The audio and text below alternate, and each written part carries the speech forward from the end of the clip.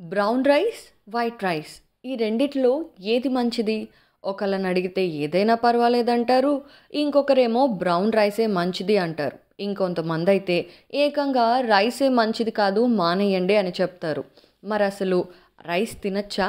తింటే brown rice, white రైస్‌లో ఏది తినాలో ఈరోజు తెలుసుకుందాం. ఈ మధ్య చాలామందికి వైట్ రైస్ బదులు బ్రౌన్ రైసే తినమని డాక్టర్లు కూడా సూచిస్తున్నారు. ఇది హెల్త్‌కి మంచిదని కూడా ఎక్కువ మంది నమ్ముతున్నారు. అయితే పూర్తిగా బ్రౌన్ రైస్ ఒక్కటే తినటం మంచిది కాదు అని, దీనితో పాటు రెగ్యులర్‌గా వైట్ రైస్ తినే వాళ్ళు కూడా రెగ్యులర్‌గా మానేయకుండా తినాలి అని కొందరు ఎక్స్‌పర్ట్స్ చెప్తున్నారు. మరి బ్రౌన్ రైస్ వల్ల కూడా కొన్ని సమస్యలు రావచ్చు అంటున్నారు. అసలు వైట్ రైస్‌లో న్యూట్రియంట్స్‌తో పాటు యాంటీ న్యూట్రియంట్స్ లక్షణాలు కూడా ఉంటాయి. వైట్ రైస్‌తో పోలిస్తే బ్రౌన్ రైస్‌లో అవి 80% ఎక్కువగా ఆర్సెనిక్ అనే మెటల్ ఉంటుంది.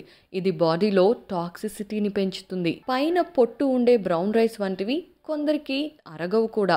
ముఖ్యంగా సెన్సిటివ్ డైజెషన్ ఇష్యూస్ ఉంటాయి కదా, వాళ్ళకి ఇవి అస్సలు పడవు. బ్రౌన్ రైస్ తిన్న వెంటనే గ్యాస్, ఎసిడిటీ లాంటివి వచ్చేసి చాలా ఇబ్బంది పడుతూ ఉంటారు. ఇక పై పొరలో పైటిక్ యాసిడ్ ఉంటుంది. ఇది యాంటీ న్యూట్రియంట్. ఎవరికైతే న్యూట్రియంట్ డెఫిషియన్సీ ఉంటుందో వాళ్ళని ఇది చాలా ఇబ్బంది పెడుతుంది. అలాగే వైట్ రైస్‌లో గ్లూటెన్ ఉంటుంది. ఇది మనందరికీ తెలిసిందే. అందువల్లే అలర్జీ సమస్యలనేవి తక్కువగా వస్తాయి. వైట్ రైస్ తినటం వల్ల జింక్ తీసుకునే శక్తి కూడా పెరుగుతుంది. తగినంత జింక్ అందితే ఇమ్యూనిటీ పవర్ పెరుగుతుంది. ఇన్ఫెక్షన్స్ రాకుండా ఉంటాయి.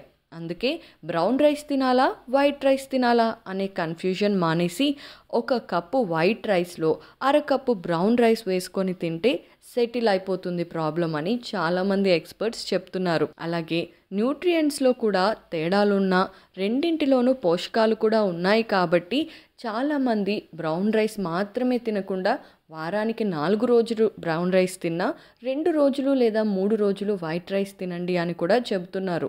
అలాగే రైస్ కంటే చపాతీ మంచిది అని చాలామంది అనుకొని పాపం వాళ్ళు ఎంతో కష్టపడి తినాలి అనుకున్నా కూడా మానేసి ఓన్లీ చపాతీస్ మీద బతికే వాళ్ళు కూడా ఉన్నారు.